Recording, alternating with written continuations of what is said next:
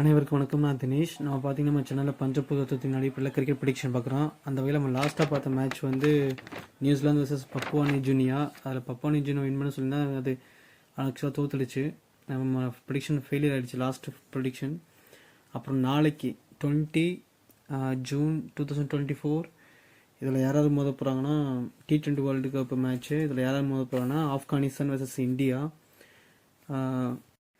இது எத்தனாவது மேட்ச்னா 43rd match.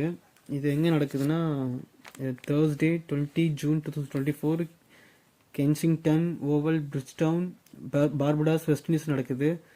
இதில் ஆப்கானிஸ்தான் வர்சஸ் இந்தியா மேட்ச்சு. ஆப்கானிஸ்தானோட கேப்டன் ரஷீத் கான். இவர் 20 செப்டம்பர் 1998 நங்கர்ஹர் பிறந்திருக்காரு. ஆப்கானிஸ்தானில் உத்திரம் 1 கிருஷ்ணபட்சத்தில் பிறந்திருக்காரு.